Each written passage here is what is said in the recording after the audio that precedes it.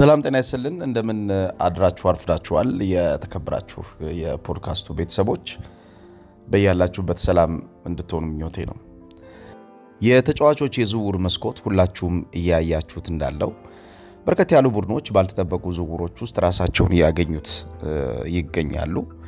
ታላላቆቹ ቡድኖች ቶሎ ተጫዋቾችን አስፈርመው የግላቸው ለማድረግም ጊዜ እየወሰደባቸው ይገኛል።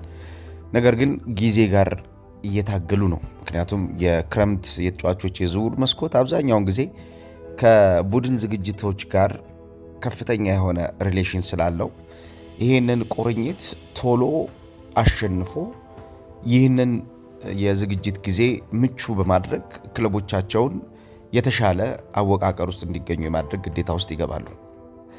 አርሰናል፣ ማንቸስተር ዩናይትድ፣ በእንግሊዝ ፕሪሚየር ሊግ ሊቨርፑል፣ ቼልሲ፣ ቶትንሃም ሆትስፐርስ እነኚህ ቡድኖች በሚመጣው ዓመት የሚኖረውን ፍክክር ይበልጥ ጠንካራ ለማድረግ ማንቸስተር ሲቲን ጨምሮ ማለት ነው የተጠበቁ ዝውውሮችን እንዲሁም ያልተጠበቁ ዝውውሮችን በማድረግ ላይ ይገኛሉ። ፍላጎታቸውም ያደገ ነው። ወደ ስፔን ስንሄድም ሪያል ማድሪድና ባርሴሎና ከፍተኛ የሆነ ተሳትፎ እያደረጉ ይገኛሉ። ያልተጠበቁ ግዢዎች አሉ፣ የተጠበቁ የሚባሉ ግዢዎች አሉ። ነገር ግን ቡድኖቻቸው ያሉባቸውን ችግሮች በሚገባ ለመሙላት ከአሰልጣኞቻቸው የጨዋታ እቅዶች ጋር በመነሳት ነው እንግዲህ ዝውውሮችን የሚያደርጉት። በጀርመን ቡንደስሊጋም እንዲሁ በስፔን ላሊጋ ያለው አይነት ስሜት ነው ያለው። የቡድኖቻቸው ክፍተት ነበር። ልክ እንደነ ባየር ሚኒክ እንደነ ቦሩሲያ ዶርትመንድ አይነት ቡድኖች የውድድር ዓመቱ ክፍተቶቻቸው የት እንዳሉ ያውቁታል። ስለዚህ ግዢዎቻቸው በፍጥነት ያለውን ድክመት መሙላት ለምሳሌ እነ ጆብ ቤሊንጋም ከሰንደርላንድ ሲመጣ በአማካኙና በአጥቂው መካከል ያለውን ስንጥቅ መሙላት አለበት ይሄ ተጫዋች። ይሄንን ወዲያውኑ ለማድረግ የሚያስችለው ብዙ ነገር እንዳለው በዓለም የክለቦች ዋንጫ ያሳያቸው ይገኛል። እንግዲህ ዝውውሮቹ በሚመጣው ዓመት በሚኖሩት የቡድኖቹ አጠቃላይ አወቃቀር ውስጥ ምን ያክል ኢንፍሉዌንስ ያመጣሉ፣ ተጽዕኖአቸው ምን ያክል ይሆናል ቢለውን ምን ጠብቀው ነው። ነገር ግን ከዝውውሮቹ ጀርባ ያሉት የተጫዋቾች ኳሊቲዎችን የቡድኖች ምን ለመስራት እንዳሰቡ እቅዶቻቸውን እኛ ደግሞ ለእናንተ የምናደርሰው ሐሳብ ውስጥ በስፋት የምናስቀምጥላችሁ ይኖራል።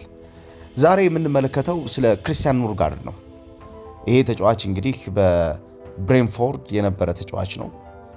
አሰልጣኙ ቶማስ ፍራንከ ወደ ቶትንሃም ሆትስፐርስ ሄደዋል።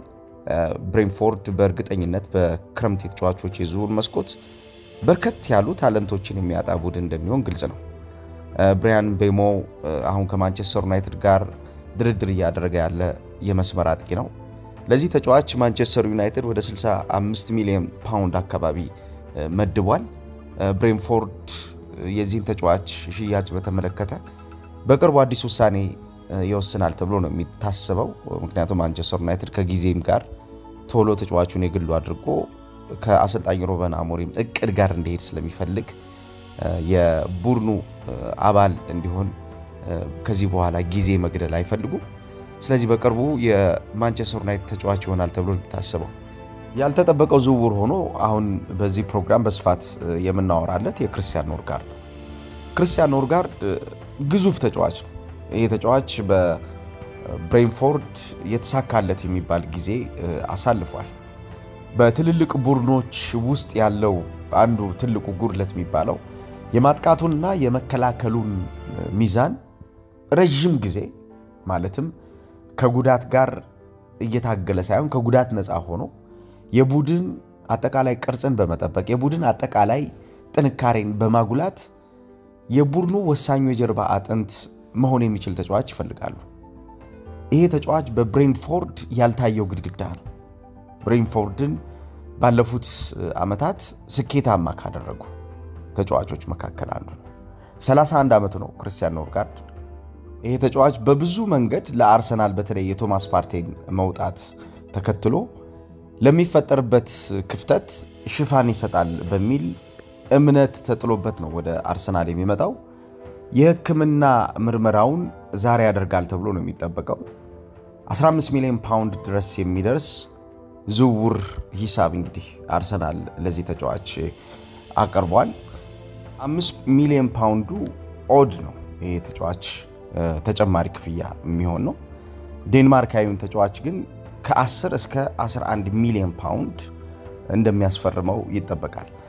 ከ2019 ጀምሮ ነው እንግዲህ በፕሪሚየር ሊጉ ኢንፍሉዌንስ ማሳደር የጀመረው ይሄ ተጫዋች በብሬንትፎርድ በተለይ የቡድኑን ሚዛን በመጠበቅ በትልልቅ ጨዋታዎች ላይ የትልልቅ ጨዋታዎችን የጨዋታ እቅድ በመረዳት ለነኚህ ጨዋታዎች የሚሆን ወሳኝ የሚባል ስራዎችን በመስራት በሜዳ ውስጥ የሚታወቅ ተጫዋች ነው።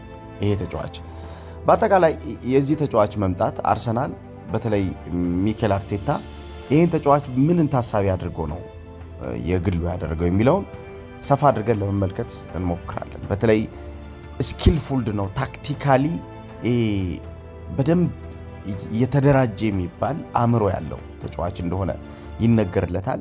ኢንተርሴፕሽኖቹ በጣም የተለዩ ናቸው። ኢንተርሴፕሽኖቹንም በጨዋታ የሚያደርጋቸው ኢንተርሴፕሽኖች ቁጥሮችንም እንዲሁ ለማየት እንሞክራለን። ሶስቱ ነገሮች ላይ እናርፋለን። የዚህ ተጫዋች ሶስቱ ኳሊቲዎች ምንድናቸው? ሚኬል አርቴታ ይሄን ተጫዋች ለማስፈረም ውሳኔ የወሰነበትና ተጫዋቹን የግሉ ለማድረግ የመጨረሻ የማስተማመኛ ድምጽ እንዲያገኝ ያደረገበት ምክንያት ምንድነው የሚለውን ለማየት እንሞክራለን። ተጫዋቹ ያው በአርሰናል እንግዲህ ቀጣይ የቡድኑ ግንባታ ላይ የሚኖረው አስተዋጽኦ ከፍተኛ ይሆናል ተብሎ ነው የሚታሰበው። እንግዲህ የዝውውር ሂደቱ የሕክምና ምርመራ ከተደረገ በኋላ የአርሰናል ተጫዋች መሆኑን በፎቶና በፊርማ ፕሮግራም ይከናወናል ተብሎ ነው ዛሬ ወይም ደግሞ ነገ በሚኖሩት የዝውውር ሰዓታት ውስጥ የሚጠበቀው። የተጫዋቹን ኳሊቲዎች ግን ዘርዘር አድርገን ለመመልከት እንሞክራለን። ክርስቲያን ኖርጋርድ ወደ አርሰናል ሲመጣ እንግዲህ በርከት ያላችሁት የአርሰናል ደጋፊዎች ይሄ ተጫዋች የአርሰናል ተጫዋች ይሆናል የሚል እምነት አልነበራችሁ። በእርግጠኝነት የምንናገረው ማወራው የአርሰናል ተጫዋች ሆኖ የአርሰናልን ማሊያ ለብሶ የተጫዋች በአርሰናል ቡድን ውስጥ እንመለከተዋለን ለማለት በጣም አስቸጋሪ ነበር። ምክንያቱም አርሰናል ከሚፈልጋቸው ተጫዋቾች አንፃር እንዲሁም አርሰናል ከሚያስፈልጉት ተጫዋቾች አንፃር የሚፈልጋቸው ብቻ ሳይሆን ከሚያስፈልጉት ተጫዋቾች አንፃር የዚህ ተጫዋች መምጣት ብዙም ኤክስፔክት የተደረገ ያልተጠበቀ ነበር። ግን ሚኬል አርቴታ በተለይ ከዝውውሩ ጋር በተያያዘ ዝውውሩን እንዲወስን ካስገደዱት ምክንያቶች መካከል የተጫዋቹ በእንግሊዝ ፕሪሚየር ሊግ በዚህ የውድድር ዓመት ብቻ ሳይሆን ከ2019 ጀምሮ ያለው አፈጻጸም ሶስቱ ኳሊቲዎች ላይ በሊጉ ቶፕ ዲፌንሲቭ ሚድፊልደሮች ዝርዝር ውስጥ እንዲገኝ አድርጎታል። ይሄ ተጫዋች ምንድናቸው እነዚህ ሶስቱ ኳሊቲዎች? የዚህ ተጫዋች የተለየ የሚያደርገው የፕሪሚየር ሊጉ ትልቁ ቡድን በዚህ የውድድር ዓመት በእንግሊዝ ፕሪሚየር ሊግ በቻምፒየንስ ሊግ እና በሌሎች ትልልቅ ውድድሮች ላይ ራሱን ለዋንጫ ለማቅረብ መዘጋጀት የሚጠበቅበት ቡድን እንዲፈልገው ያደረገው ሶስቱ ኳሊቲ ምንድነው የሚለውን ለመመልከት እንሞክር። የመጀመሪያው የዚህ ተጫዋች አርሰናል እንዲፈልገው ያደረገው ትልቁ ኳሊቲ የጫና ተሸካሚነቱ። ጫና ተሸካሚነት አብዛኛውን ጊዜ ከአማካኝ ወደ ተከላካይ ከተከላካይ ወደ አማካኝ በሚደረጉ ሽግግሮች ተጫዋቾች የሚመጡባቸውን ሽግግሮች አሸንፈው በሜዳ ውስጥ የሚያስፈልጉትን ንክኪዎች ወይም ደግሞ የፓሲንግ ሲኩዌንስ የመጀመሪያ መነሻዎችን ፍጹም ሆነው ለመስራት የሚያግዛቸው ኳሊቲ ነው። ጫና በመሸከም በየጨዋታዎቹ የዚህ ተጫዋች አቅም በብሬንትፎርድ ታይቷል። እንደውም ቶማስ ፍራንክ ስለዚህ ጉዳይ ሲያነሱ የቡድን የማጥቃትም ሆነ የመከላከል እንቅስቃሴያችን በዚህ ተጫዋች ጫና ተሸካሚነት ላይ የተመሰረተ ነው የሚል ሐሳብ ያነሳሉ። በየጨዋታዎቹ አብዛኛውን የተከላካይ መስመር ተጫዋቾች የሚኖራቸው ሽግግር የአማካኝ ክፍል ተጫዋቾች የሚኖራቸው የእንቅስቃሴ ነፃነት በዚህ ተጫዋች የጫና ተሸካሚነት ሚና የሚገኙ ናቸው። ስለዚህ ጫና ተሸካሚ ተጫዋች ነው አርሰናል የሚያገኘው። ሁለተኛው ፕሬሸር አትራክት በማድረግና እነዛን ፕሬሸር አትራክት አድርጎ በማሸነፍም ይሄ ተጫዋች በእንግሊዝ ፕሪሚየር ሊግ ከሚገኙ ዲፌንሲቭ ሚድፊልደሮች መካከል ቶፕ ዲፌንሲቭ ሚድፊልደሮች ውስጥ አንዱ እንዲሆን አድርጎታል። አትራክሽን እንደምታውቁት ስኪል ያላቸው የስፔስ አጠቃቀም የሚያውቁ የቡድን የጋራ ስራ ላይ የተሻለ የአእምሮ መረዳት ኳሱ የሚፈልገውን ነገር መረዳት የሚችሉ ተጫዋቾች ናቸው አትራክሽን የሚፈልጉት። አትራክት አድርጎ ጋብዞ በአትራክሽን ውስጥ የተፈጠሩትን ግብዣዎች አሸንፎ ወደ ሌሎች ቀጣይ የሆኑ ሽግግሮች መሄድ የሚችሉ ተጫዋቾች በሚፈጠሩበት ሰዓት አትራክሽን ዊነሮች ይሆናሉ ማለት ነው። ክሪስቲያን ኖርጋርድ አትራክሽን ዊነር ነው። ይሄ ማለት እንግዲህ የሚመጣውን ግብዣ ተቀብሎ በማሸነፍና ለቀጣዩ ቻሌንጅ ራሱን በማዘጋጀት ለቀጣዩ ቻሌንጅ ቡድኑ እንዲዘጋጅ በማድረግ ትልቅ አቅም ፈጥሯል በብሬንትፎርድ። ሌላው ከዚህ ተጫዋች ትልቁ ኳሊቲ ኢንተርሴፕሽን ማስተር ነው። በሽግግሮች እንደምታውቁት በሁለቱ ሽግግሮች የ6 ቁጥር ሚና ያላቸው ተጫዋቾች እንዲኖራቸው የሚፈልገው አንዱ ኳሊቲ ኢንተርሴፕሽን ወይም ደግሞ የኳስ ሽግግሮችን ማቋረጥ ነው።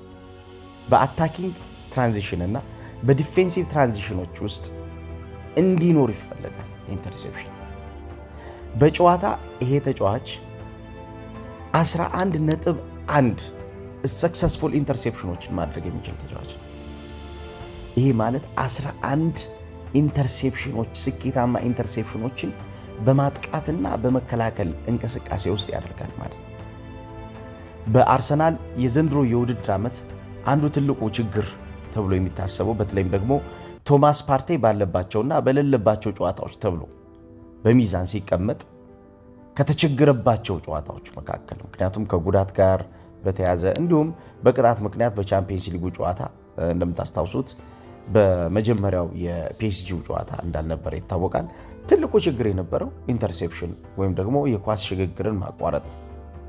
ኢንተርሴፕሽኖች ሶስቱንም የሜዳ ክፍሎች ማለትም ፈርስት ፌዝ ቢልድ አፕ፣ ሰከንድ ፌዝ ቢልድ አፕ እና ሰርድ ፌዝ ቢልድ አፕ ላይ ለሚኖሩ የኳስ ንክኪዎች ለሚኖሩ የማጥቃት ፍላጎቶች በጣም ወሳኝ የሚባለው የተጫዋች ባህሪ ነው። የዚህ ተጫዋች አንዱ ኳሊቲ ቅድም ካነሷቸው ሐሳቦች በተጨማሪ የዚህ ኳሊቲ ባለቤት መሆኑ አርሰናል እንዲመርጡ አድርጎታል። ሁለተኛው ኤሪያል ዱዌል ወይም ደግሞ የአየር ላይ ኳሶችን የማሸነፍ አቅሙ ነው። ሳጥን ውስጥ በመከላከልና በተጋጣሚ ሳጥን ውስጥ ሄዶ በማጥቃት ይሄ ተጫዋች በፕሪሚየር ሊጉ እጅግ ከፍተኛ ቁጥር ካላቸው ተጫዋቾች መካከል አንዱ ነው ክሪስቲያን ኖርጋርድ።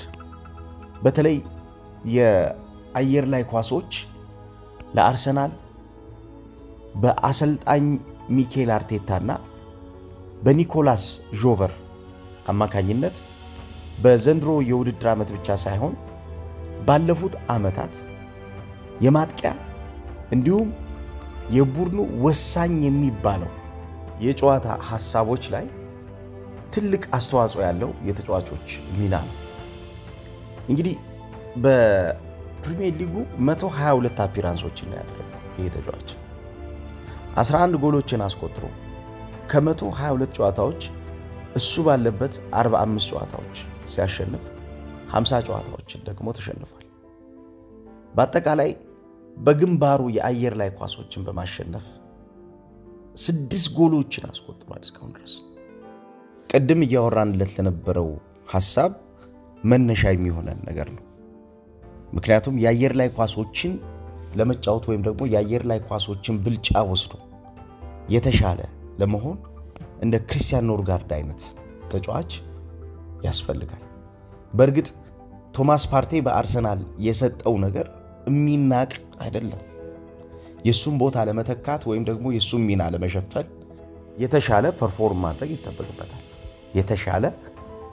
ማድረግ ይጠበቅበታል። ምክንያቱም አርሰናል አቬሬጅ ቡድን ስላልሆነ የሚጫወትበት ሐሳቡ የሚጫወትበት ኳሊቲው ከመጣበት ቡድን ስታንዳርድ አንፃር ከፍተኛ ዲማንድ የሚጠይቅ ነው።